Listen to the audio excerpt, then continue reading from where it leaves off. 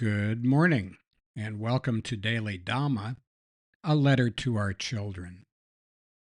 Today is April 27th, and our reading is If and Is. When we cling to what we have, or crave things we want, we create our own suffering. We mistake if for is. It's living in the past to complain about what would have happened if they hadn't done this or if we hadn't done that.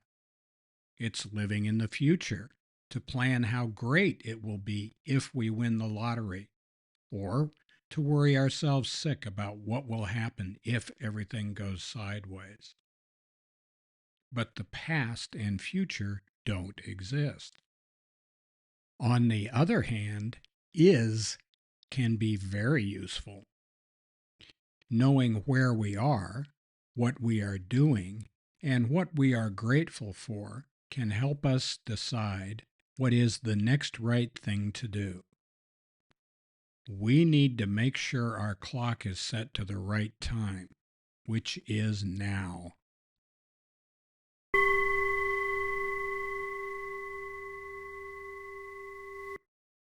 Sincerely.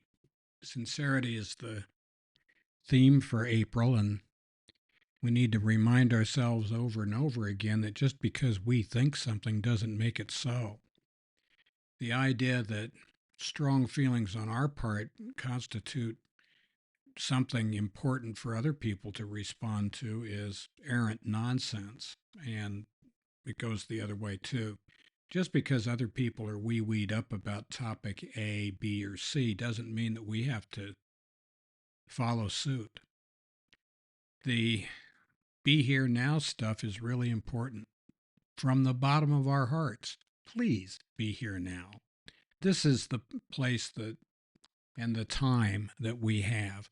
We don't live in a different era. We don't live in a different continent. We don't live in a different time. This is the time we live in, and this is all we've got. So we need to pay attention here and not worry about what would have happened back in the past or what's going to happen in the future, because we cannot change either one of those by clicking our ruby red heels and saying, I want to go home.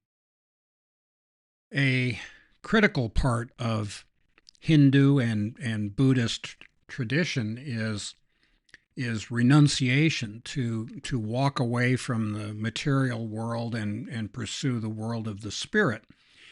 And there are two ways of doing that. There is the sannyasa, and that is the Buddha, the compassionate one, the enlightened one who walked away from the material world and stayed gone until he achieved enlightenment, and then he came back.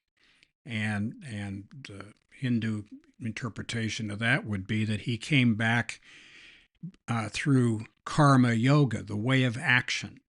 He was in the world, but he was not of the world. He was like the lotus root, which comes up through the pond and yet does not get waterlogged or soggy. In the Bhagavad Gita, chapter 5, verse 28, they say that those who know this truth, whose consciousness is unified, think always, I am not the doer. They are aware of their senses, of their perceptions. They are aware of their thought processes, of their feelings, but they are not attached to them. And so they are in the world, but not of the world.